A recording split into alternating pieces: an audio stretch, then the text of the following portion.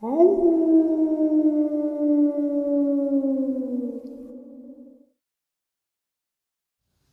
greetings and salutations, folks. I hope everyone is doing well. Welcome to today's upload. Before we jump on into it, quick couple of links. As many of you know, I rely on Patreon, PayPal, channel membership, and the merch to help the channel to continue to grow and go. Links to Patreon, PayPal, and channel membership is in the description below. Merch displayed directly under the video. Also, Dogman Frightening Encounters, Volume 1 through 3, the audiobook versions. They were written and researched by Tom Lyons, narrated and produced by me, Jeff Nadolny. These audiobooks are available on Audible, Amazon, and iTunes, links to which are also in the description as well. And finally, last but definitely not least, if you'd really like to help support the channel to continue to grow and go, simply subscribe. It does not cost a cent. Click that like button, takes half a second. If you don't want to miss out on any of the informative uploads that I put out daily, click the bell icon. And folks, please leave a comment and share the video. Why? Well, these things really do help the channel to continue to grow and go. They definitely do matter, and they are appreciated. And with that, I have taken far too much of your time. Let's jump in to today's upload, shall we? Hey folks, so roughly 6 to 7 months ago, a gentleman reached out to me and shared some information in regards to a deep underground military base on a very strange kind of island in the middle of a lake that sits in the middle of Lake René-Levasseur. And this island was created, the lake and island were created when a meteorite crashed into the earth a couple million years ago. And it is one of four, I believe, lakes that had been created that way. And you can actually see it. Astronauts have spotted this lake. It's called the Eye of Quebec. And it looks like this eye from outer space. It's almost a perfect circle sitting in the middle of this strange kind of lake in the frozen tundra of northern Canada, northeast Canada. And this gentleman shared about a deep underground military base that is in that area. The military or government that is using it, along with reptilian and greys, have used dogmen to patrol and make sure that no one that has any kind of military or whatnot gets on that island or even gets near the entrance to that base. I had never even heard of this, strange place. Very interesting experiences, an interesting history. So today, the information that I've got for you still comes out of Canada, and this gentleman works with the Canadian Special Operation Forces and Command and the CIA. Being CIA works outside of the United States, and they've worked hard together to hunt this strange creature that has been spotted in this area of Canada that we are going to talk about right now. And it is very, very terrifying. A lot of us have heard of the Nahanni Valley or the Headless Valley. And a lot of Native American lore in the Headless Valley talk about a creature called the Wahila. There is so much more lore to that area that makes what I'm going to share with you make a heck of a lot of sense, because once he shared what he did with me, and then I started to look into the lore and history of this area, just like Rene Levasseur, blew me away. And that's why I really enjoy sharing experiences like this, because it's just a lot of information. So when I have done uploads about Nahanni Valley or the Headless Valley, the immediate kind of cryptid that is thought of immediately, for those of you who have researched the area and heard of this area, immediately talk about the Wahila. And what the Wahila is a large wolf-like creature. The Canadian Northwest Territories and the Nahanni Valley are purported hotspots for sightings of a wolf-like cryptid known as the Wahila. There have been reports of sightings both in Alaska and Michigan. Even though the extinct Canis dirus, or dire wolf, does not fit the description of the Wahila, cryptozoologist Ivan T. Sanderson thought in the 70s the Wahila may represent a remnant population of the amphicenids, an ancient bear dog. Since no physical evidence of Wahila survives, the presence of this mystery wolf-like animal cannot be demonstrated by science. So it is a cryptid. Now, what the amphicenids is a bear dog. A bear dog, in general, went extinct for a reason: the environment. As Miocene went on, the climate got drier and drier, promoting faster prey and predators, with ambush becoming harder. Horses and camels, the main prey, became faster and faster.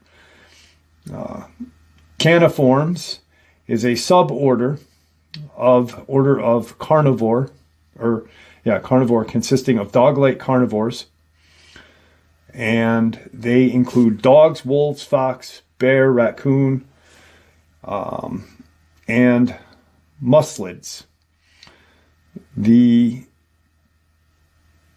pinnipeds, seals, walrus, and sea lions are also assigned to this group. The center of diversification for the caniform is North America and Northern Eurasia. Caniform stands in contrast to another suborder of carnivore, the feliform, which is cat-like, center of diversification of which is Africa and Southern Asia. The bear dog is an extinct genus of large carnivores belonging to the family of the amphicenids from the Miocene epoch. Members of the family received their name for possessing bear-like and dog-like features. So large bodies, muzzles, very similar to a wolf. But in photos and in experiences with the Wahila and in lore, they don't have tails. They're just this large bear dog.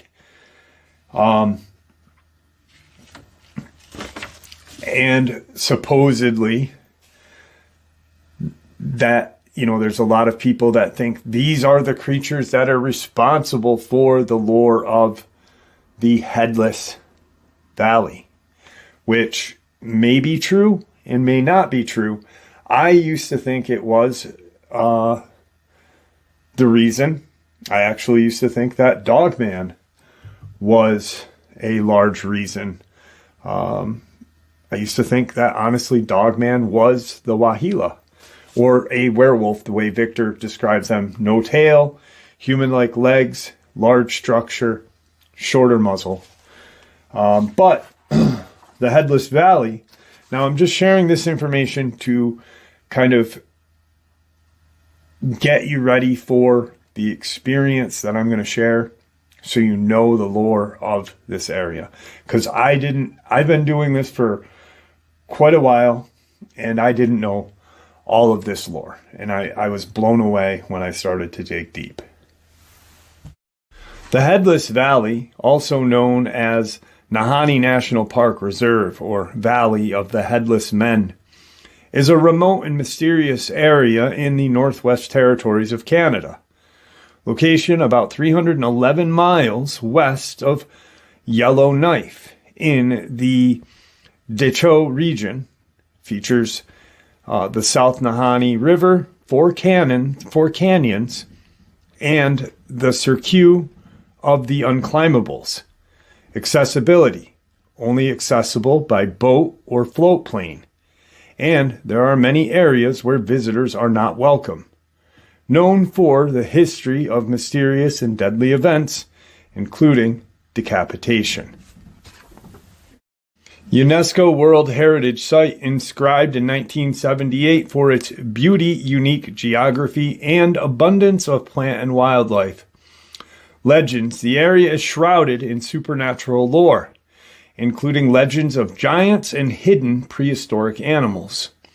Other names, the park is also known as the Valley of the Headless Men because of its macabre legends and reputation of violent death. And the park is home to many dangerous animals, steep cliffs, brutal weather conditions. Some say that many people who enter the region do not return, which is true. There are legends of giants in the Nahanni National Park Reserve, known as the Headless Valley or Valley of Headless Men. A giant is said to have cooked his food in the springs, these hot springs called Rabbit Kettle Hot Springs. The D.U.M.B people leave offerings at the springs for good luck and believe that full springs are a sign. The springs are home to the legendary Dean Horizon Walker, the Yamba Daja, who is thought to have created the laws. The Nahanni Valley, a wolf or wolf-bear hybrid, is said to live in the valley, removing people's heads. The valley has been the site of many mysterious deaths, including the decapitated bodies of Willie and Frank McLeod, Swiss prospector Martin Jorgensen, and an Ontario miner. The valley has also been called Dead Man Valley and Headless Range. Prehistoric monsters, some say mammoth, mastodon, and other prehistoric monsters still roam the valley. Other legends of Nahanni National Park include hidden tropical gardens, spirits hiding in the hot springs, and tufa mounds, many UFO sightings and strange lights,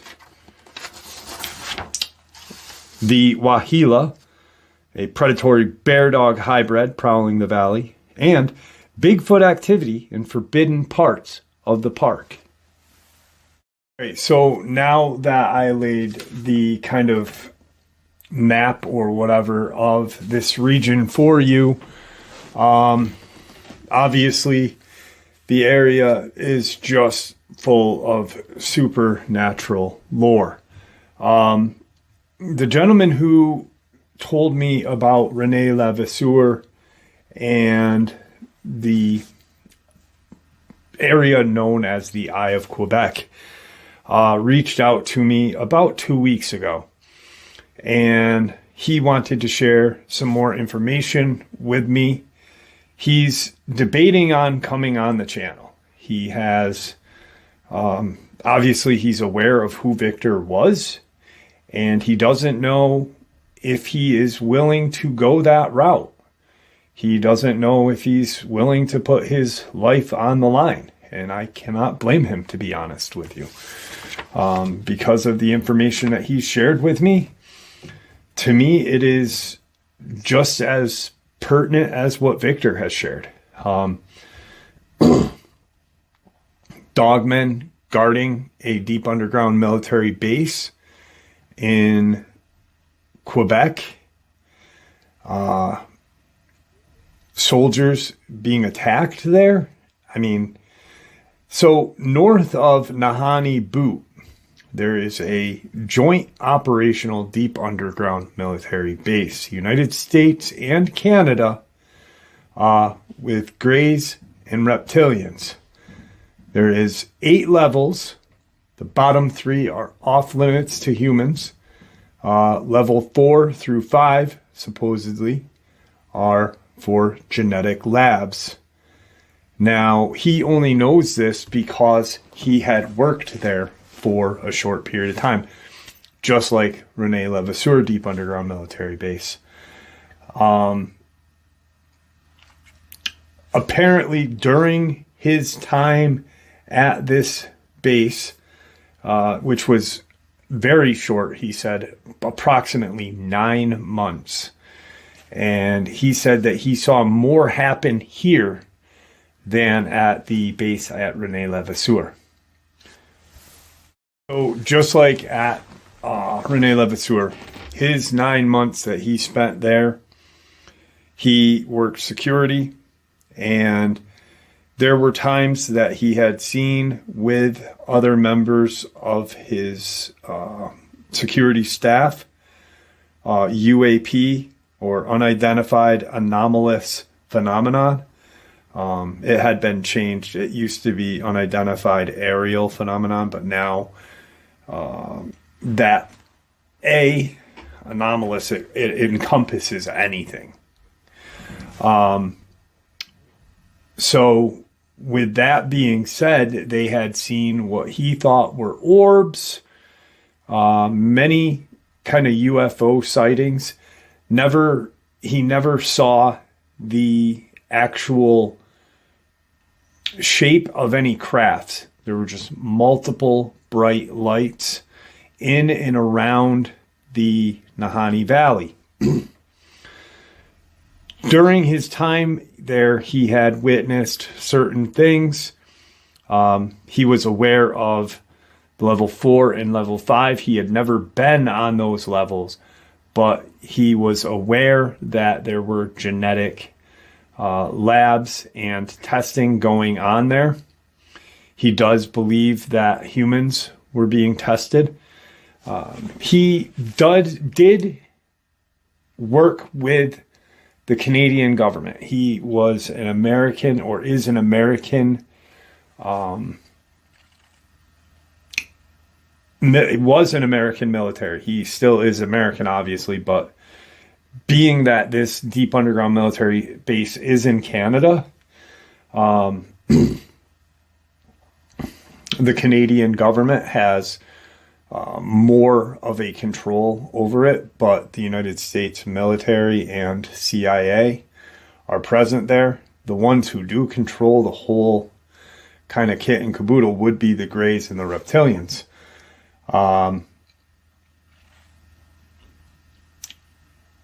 So he had been made aware of level 4 and 5, which he had heard bits and pieces of. He said, I can't compare it to Nightmare Hall because 1, I was never down there, and 2, I never had been to Nightmare Hall to witness the atrocities there. But he believes that a lot of the missing people that go missing in the northern territories of Canada and Alaska could be in a few of these deep underground military bases that are hidden in these Canadian Rockies and, deep Canadian wilderness. Why would we go there as Americans? It's a whole different country, and let's hide what's going on pretty much in plain sight, but not really in plain sight. Who's going to go looking in these regions, like where Andrew Dawson saw the giant, where he saw that craft landing, and it makes perfect sense. So they had been tasked to go on a mission. He had no idea what the mission was at first. It was supposedly a routine security check of a 2-mile perimeter around this deep underground military base.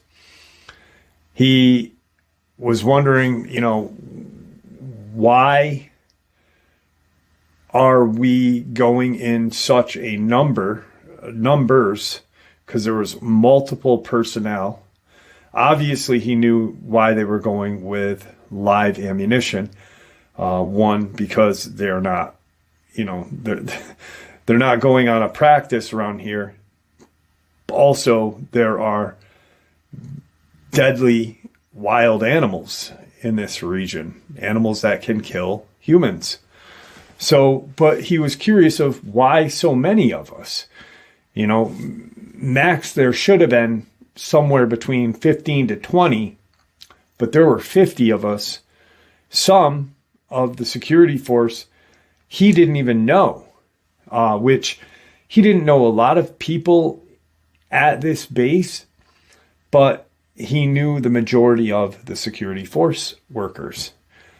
So when they were all gathered and told, hey, this is what you're going to do, you're going to go and kind of maintain and check the perimeter 2 miles out in a complete circle, right from pretty much Nahanni Boot up into the valley. They get their mission and they proceed to go out. And as they are going out into this tundra and mountainous wilderness, they are now told what the real deal is.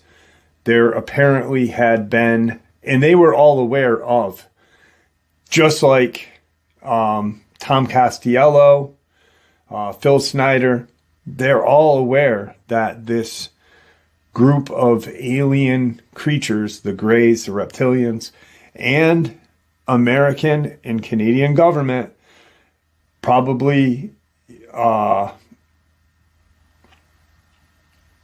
United Nations as well, the NWO, probably had their hand in it too. But there had been some sort of escape, some sort of creature or test subject had escaped. He said both, but as we kept talking, he kept referring to it as both test subject and creature. Now, what he said they were told they were after was a 7 to 8 foot humanoid-like creature that was black in color, just almost a solid shadow black in color, that had wings. It had a tail. It had kind of bent legs, and its height at max without its bent legs was somewhere between 8 feet. With its bent legs and how it stood in its normal stance, would have been about 6.5 feet tall. It was, once again, jet black, large wings, red eyes, and what appeared to be kind of these, what he thought at first when he saw it, and a few other people had saw it, they talked about it after, would have been ears on the top of its head. A few of the other guys had commented that, what if they weren't ears? What if they were horns? And pretty much what a few of the guys had described this creature as was a demon, because it was jet black and had these kind of two knobs on the top of its head, He said they stuck out about 4 inches in height. But the wingspan was about 10 feet. So each wing was about 5 feet in length. When they were told this, a few of the guys that were not aware of the whole real deal of what occurred at this deep underground military base kind of got really questioning the person in charge. This is not, at this point, this is not a military operation. This is United States secret government and Canadian special operations joint mission. This is not funded by or the United States military was probably not aware of any of what was going on here, to be honest, just like at Dulce. So these guys are then, being questioning authority, questioning, hey, what the hell is going on? And they were actually brought back to the base. And a few of those guys, he said about 10 of these guys were never seen again. He doesn't know if they were executed or if they had been put in kind of incarcerated, or if they were sent to level 4 and 5 for genetic, or possibly 6, 7, and 8, because once again, there was 8 levels here, and the 6th, 7th, and 8th level was off limits to any kind of human, even upper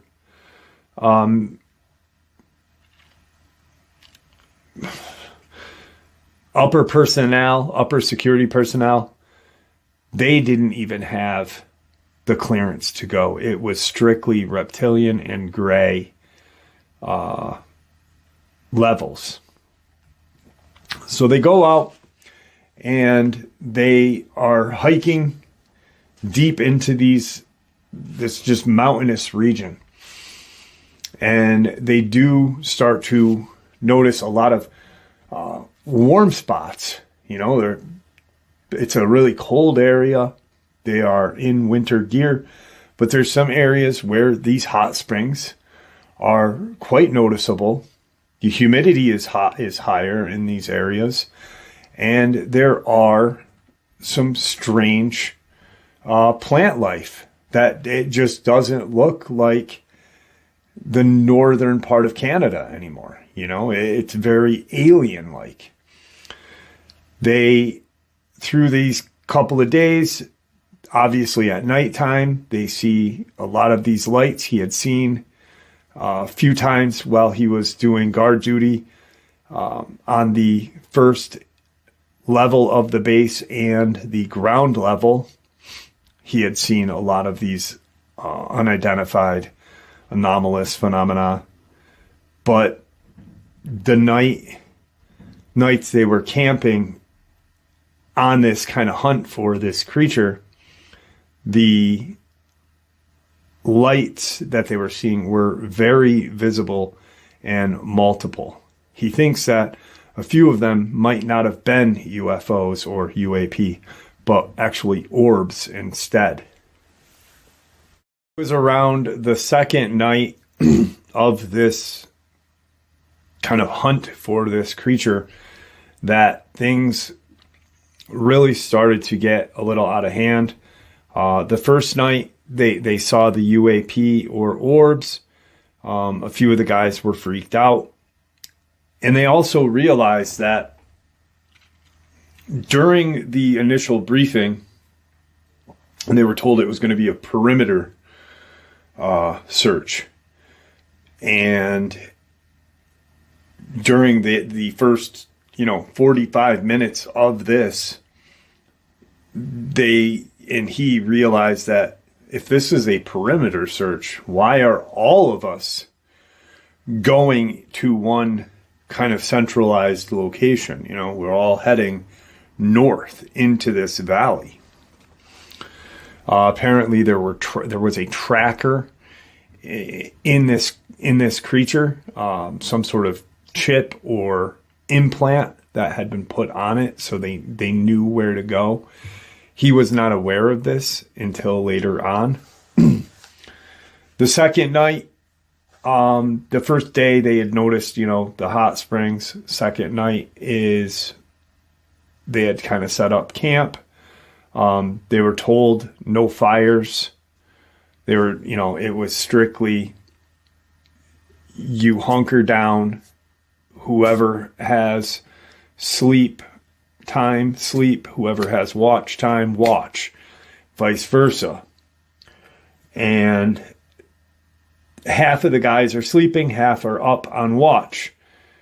He's sleeping, and they hear this scream, this blood-curdling scream coming from their encampment. And all of them, anybody who was asleep is now instantly wide awake. No kind of, just fucking holy shit, what was that? Because it was literally within their encampment, you know, and this is not your normal encampment where you have a campfire and there's tents set up. No, they are in,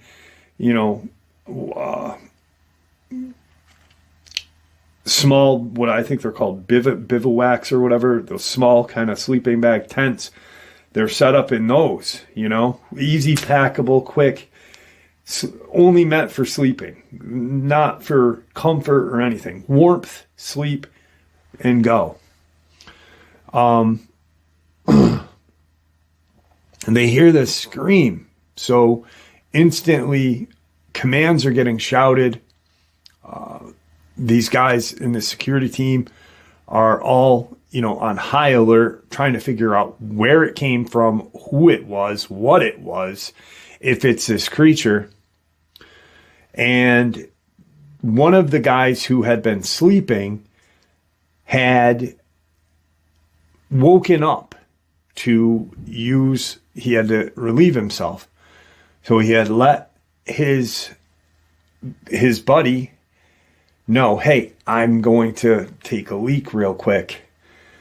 Just wanted to let you know. Because each guy who was sleeping had their awake buddy.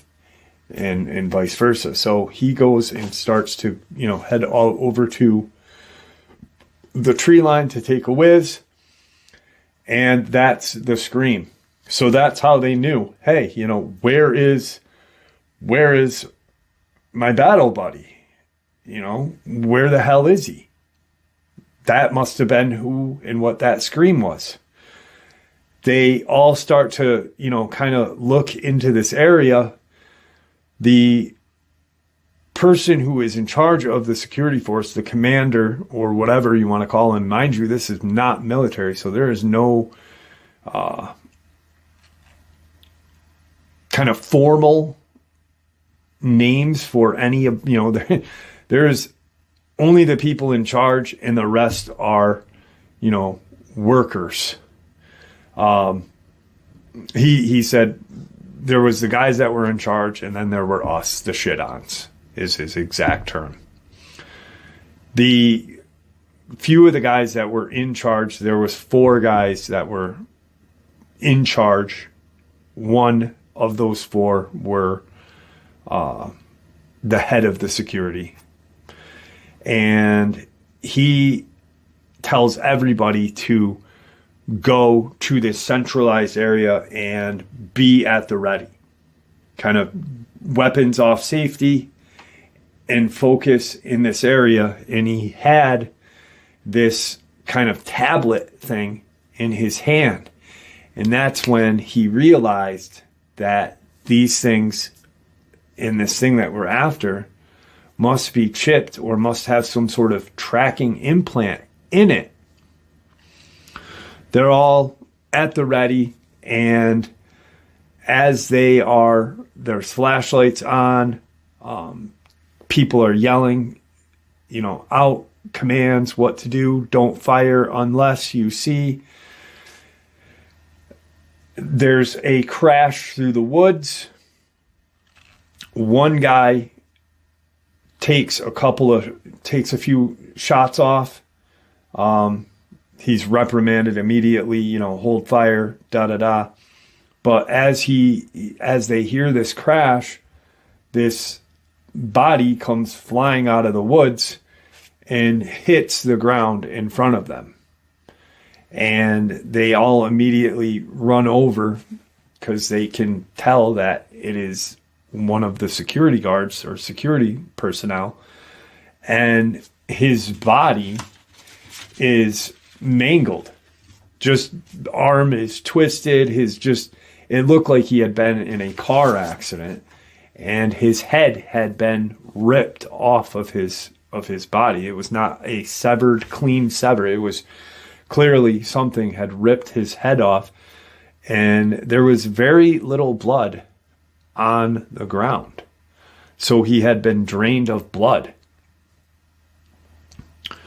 At this point, they hear this very demonic-like screech, this high-pitched shrill, and he knows what dogmen sound like because of his time at Rene Levasseur and whatnot.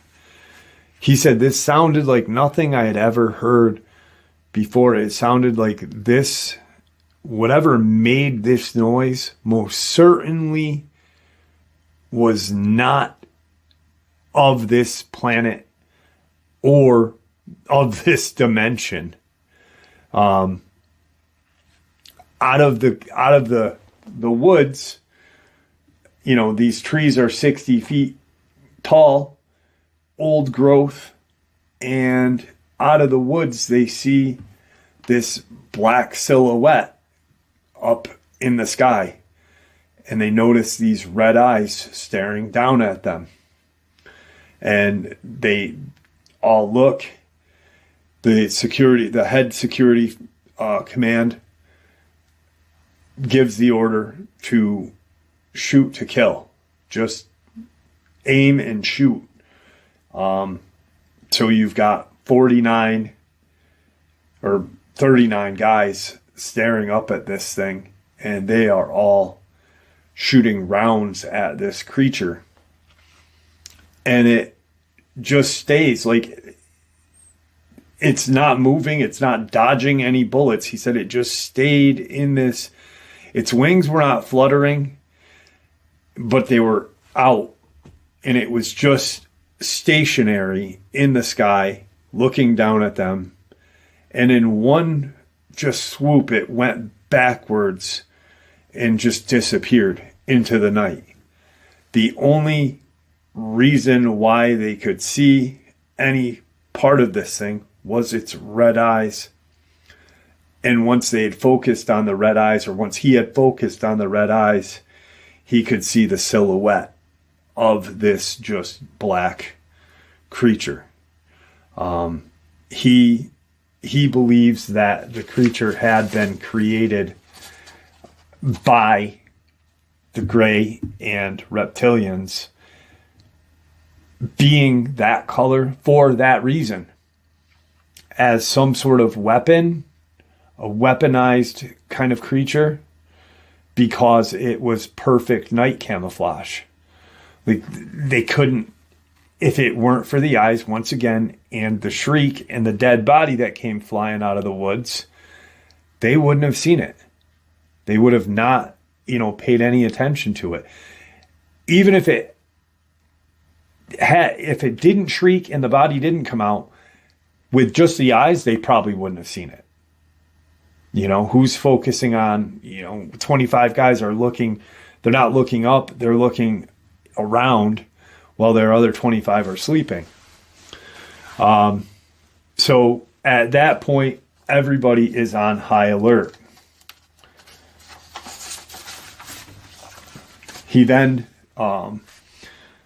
everyone is told then there is no more sleep awake from right now until we can figure out, possibly we might have to take a break in the day in the light so we know what we're up against. But the next time anyone sleeps actually is the following afternoon, because at that point the guy who's in charge of this security team had made the decision that this thing is too dangerous for anyone to be sleeping at night. Everyone should be awake, and if there is going to be sleep, it's going to be in the day, to where they can see what's going on, and they are going to hunt this thing at night, even though it has an advantage. But one, it doesn't really, because now they know to look up and look for the red eyes. So there's no more noise. There is nothing for the rest of that evening until later on the next day. They are now hiking up further into the valley. They are now come to a couple of these very large kind of springs, these hot water springs. They're taking a break and just almost relaxing. Command had said, we're gonna probably right before dusk, we'll get 2 hours on, 2 hours sleep, 2 hours on. So a total of 4 hours before we hunt, before it's dark. So a few of the guys are crashed out, and they are then woken up because there is a large vibration through the woods. It's quite evident that something large is moving through the woods and away from them. Everyone is told to be put on high alert. Security, the people in security who are in charge, have no idea what, they are just as confused and just as scared as the shit-ons. Because of his time at Rene Levasseur, he and two of the kind of higher up security and 8 other guys who are just like him, security and a gun, are told to do kind of a recon. Everyone else is going to stay back. You guys go forth and find out what that noise was. So you've got him and only a select few that have been with this Canadian secret agency and the CIA for a select period of time. More than likely anyone who has ever had any kind of combat or any kind of search, secure, put down, whatever, any of these creatures, because he had taken and witnessed, Dogman and all these other creatures while at Rene Levasseur and all of these other places he had worked. So they go on this recon, and they get about a half a mile from where they are at these springs. And they start to notice that everything is now much more different than what it looked like 20 minutes ago. Where they were, there was snow on the ground. It wasn't deep because of the humidity in the area of these hot springs, But now they are noticing that the plant life is visible. Like, there is no snow in some sections of this area. It looked so alien. And this is what I had said in the beginning. This is where he had seen this, and it didn't look like it. Almost to him, it almost looked like he had gone and his other guys had gone through like a time switch, like a portal. But they hadn't. What they had done was they had stumbled upon this kind of isolated area that was warmer than any part of the valley. They are now still hearing these footsteps, and they have now noticed or put together that it is footsteps. It is not just these thumping, this whatever. They get up, they climb up onto this kind of like cliffside, and they are looking, and now they can see that it is a whole different terrain from where they are. It's almost similar to where they were. Snow, trees, old growth, this and that, to where what they were in almost was subtropic. It was very strange, he said. They're witnessing this large creature walking. And how he described it, it was 16 feet in height. It had dark complexion. It was not a dark complexion like a black person would be, not as white as a white person, darker than a Native American, almost Middle Eastern complexion, with red hair, long red hair, and a long beard, and wearing what appeared to be kind of what you would think as cavemen would wear. And it's walking away from them. Like it has not noticed them. It's not engaged in them, but it's walking. And all of these guys see it. The two men that are in charge of this little team here, and they are also in charge of, the other guys back there, but there is still one man that is in charge of everybody. He's not with them. They are watching it. They radio back and tell the command, hey, this is what we are seeing. One, we are in above now this kind of tropical looking area that there is no snow. There are plants growing. There is water flowing. The water is warm to the touch. But we are seeing what I just described to you, a red-haired, red-beard, kind of caveman-looking giant. They are immediately told to not engage, but watch and see where it goes, so they know not to go in that area. As they are watching this creature, no better term, giant, mountain giant. I don't know if it's a Nephilim. You know what I mean? I don't know how to constitute or classify Nephilim. If it's humanoid and it's that big, would it be a Nephilim? To me, yes.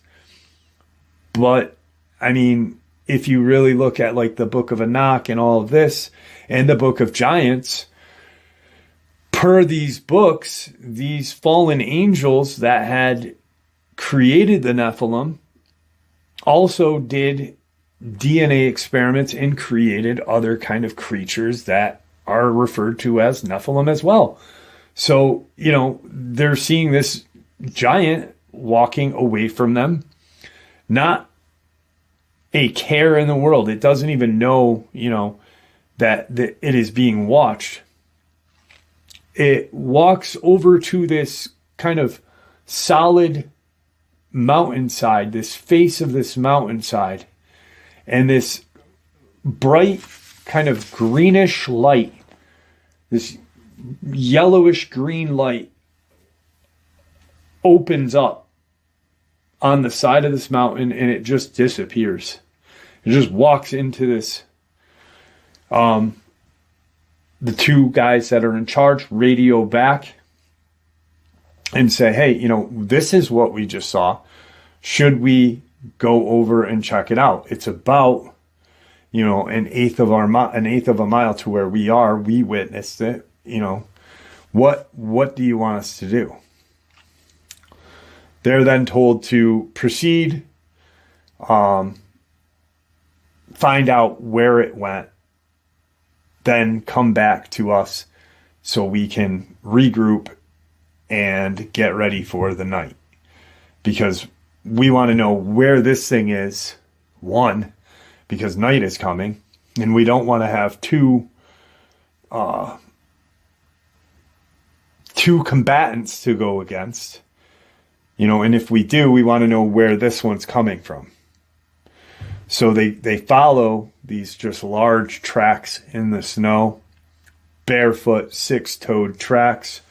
They walk up to the side of this mountain, and, you know, they're kind of knocking on the wall of the mountain. Nothing is there. It's sloped, so it's not flat. You know, it's sloped, but still, you know, you see the footprints visibly stop, and it's gone. One of the guys, one of the kind of shit-ons, touches an area of this mountainside and says to everybody, "Hey, come here, feel this, feel this." And through their gloves, they could feel this kind of vibration and a warmth to the touch, you know. 20 feet away, totally opposite. Cool. What you'd expect rock to feel like in the wilderness, in the cold winter. Cold, not a vibration, but 20 feet back, and it's warm and vibrating, kind of. 20 feet on this side. Let's see how far up it goes. You know, they kind of scale up a little bit, and like 30 feet. 30 feet by like, what do you say? 30 feet by 45 feet is this warmth and vibration. They then radio back what they have observed, what they have now found, and they are told to, you know, get back to where we are. We know where this thing is now. At least if we have to, we can set a couple of guys in this direction to maintain safety, providing it comes back. But no one except these guys that went out on this recon mission saw it. Night comes very quickly. Almost as soon as they regroup, it is dusk. It is, you know, very winter. You know, you're in the north. You get like what, 9 hours of daylight, if that. So now they are told they are going to coax this creature into them. Not the giant light creature, but the winged. How he described it, and I asked him, I said, hey, you know, to me, it sounds almost like a gargoyle. And he said, very similar. He said, but how people envision gargoyles is muscular. This was very strong, but very slender as well. So what they are going to do is they are going to set up and act like, almost like they have given up the hunt. They're not going to sleep in the darkness. They are going to start a fire. They're going to start, you know, acting like they're camping. They are going to make this creature believe that, the hunt is over for it, in hopes of luring it into this small little camp that they're going to set up in. This is per the higher ups of what to do. He's in his head, he's thinking this is a bad idea. One, there may be a friendly fire incident. You've got a circle around a fire of guys. If this creature comes into that circle and it scares, 30 something guys, someone's going to take a shot, and quite possibly, and he did voice that concern to his higher ups, which he was then told, we'll take that into consideration, but the odds of that happening is next to nil. They are kind of relaxing, but on high alert. They're acting like they're relaxing. They're in these little sleeping bag tent things, and I believe they're called bivouacs, but I'm not. And they're just on high alert. No sooner does everything go quiet, the whole wilderness goes quiet, and there is this howl. And it's not a howl of a wolf, but it's an actual human howling like, help. They all spring up, and what they see is on the far side of the fire, one of the guys who had been on the recon mission, one of the 4 that are in charge, is getting pulled away from the fire. They can only see him getting pulled away. And they look up and they see these bright red eyes. They cannot see the darkness because this thing's in the darkness, in the black of the night. The fire is not illuminating it. And they realize that this creature has one of their men. An instant command is shouted out to shoot to kill. He does not shoot. He makes the decision not to shoot, and the only reason why is because he did not want to commit murder. Not saying that taking down the creature would have been that, but he could tell that it was a sacrifice that this guy who was one of the higher ups here, he wasn't going to make it out of this. And you've got 30 something guys shooting in the direction of this creature and the guy that's getting dragged. You can see and hear screams of pain from this creature. The howling or shrieks of the guy had stopped the second the rounds started flying. They stop. They're told to stop. They all kind of converge on the area. They can visibly see. They've got their flashlights, some on their firearms, on their long rifles, and some handheld. They can see their comrade down, dead. And they see the creature dead. It is splayed out. Its wings are not open, but kind of like maybe 3 feet, not fully extended. They're then told to, let's secure the area. The main guy in charge walks over, checks the body of his comrade, battle buddy, whatever you want to call it, pulls the body aside, separates the cryptid creature and the security guy. They walk over, they put a couple rounds into the head of the creature. Few of the guys are checking on the condition of their battle buddy to see if he's still alive, which 30-something guys firing automatic bursts at this creature and him. No, he is not.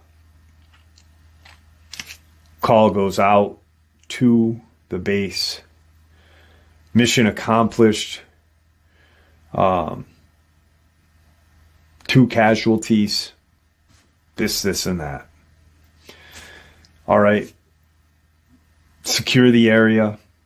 How far? How big? This, that. Can you drag it back to where? Or do we need to send a team to come get you? We can handle it. They end up dragging it back. They left the other Headless corpse in the area where they had found him, or where it had happened. And they put him in a body bag. A few of the guys dragged that body back, dragged the other battle buddy back, and there was like 10 guys on the creature dragging it back. He said that thing probably weighed 500 pounds. And that makes no sense because it was tall, but it was not overly huge, like overly muscular, overly wide. They get back to the base. They are all debriefed. They're then told, unfortunately, this creature had escaped from our area, from one of the levels of genetic testing. It very seldom happens, and unfortunately, we had 2 casualties. That is the cost of what we do here. And there's no NDA signed. He said there's no NDA signed. One, because we knew that this is our career. We are getting paid a substantial amount of money for what we are doing. He said that's one of the big reasons why he stayed with this interagency of the CIA and the Canadian Special Operations Joint Task Force combined. But, he said we were getting an unreasonable amount of money for what we did because they knew that if they paid us a good, fair wage, higher than what we would make doing regular contracting work, that we would keep our mouths shut and they could trust trust us. So there's no NDA signed, and and that's when he learned about certain creatures, certain genetic creatures that were being created. A gentleman had brought up, one of the guys who was in that recon mission had brought up the red-haired, red-beard, kind of caveman giant-like creature. Is that something that had escaped from this deep underground military base as well? Did that come out of the lab as well? And if so, how? Nope. There are not a lot of these creatures, but there are a few of these creatures, just like Sasquatch, roaming the Nahanni Valley. And we have had very little contact with them. The contact that we have had with them. Some have been violent, but the majority of the time, they would much rather not engage. And that is why, more than likely, that creature had been watching us. Like, it knew we were here, and it knew probably what we were hunting and what we were doing here. And that's why it was going as far away from us as possible.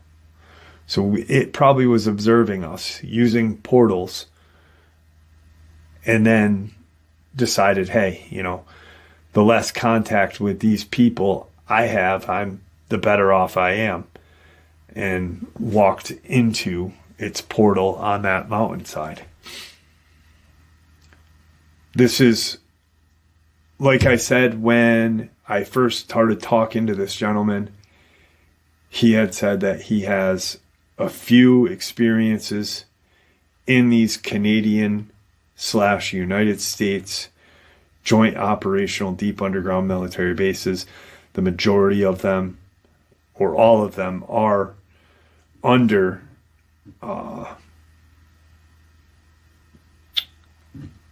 reptilian command, just like Dulce, but the government does have a use for being here, and the reptilians have a use for the government being there.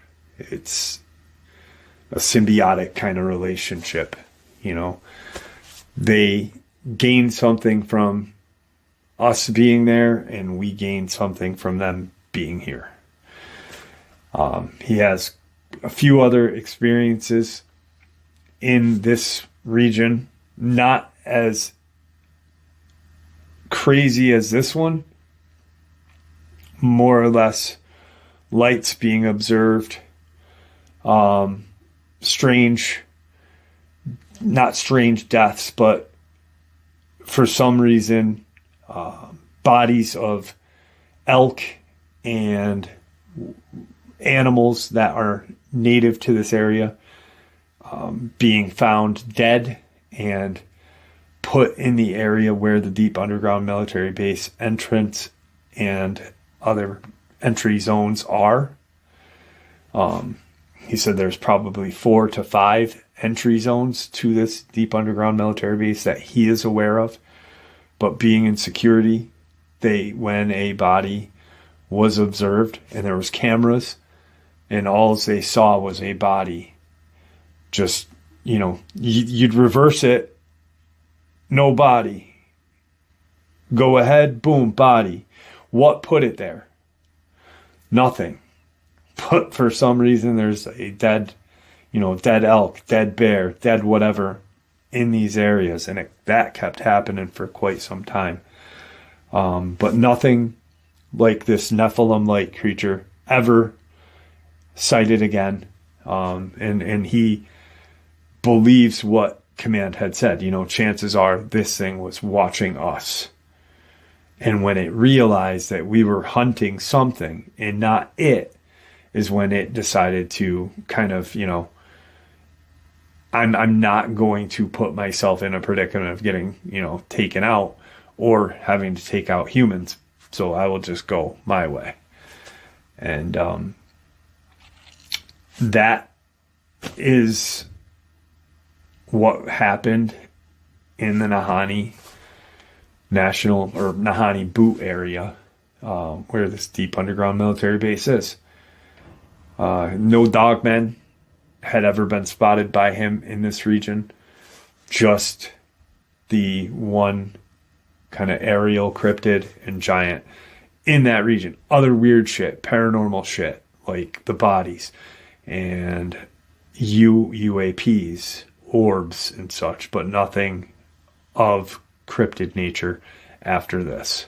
So, and there you have it, folks. I hope you all enjoyed this upload as much as I enjoyed sharing it with you. I'd really like to thank you all for supporting the channel.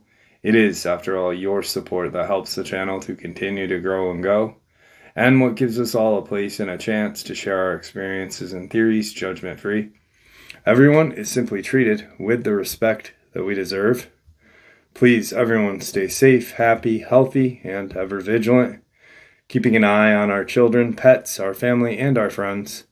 These creatures are real. These events have happened. Share this information with those you love and care about, and it may just help save their lives someday.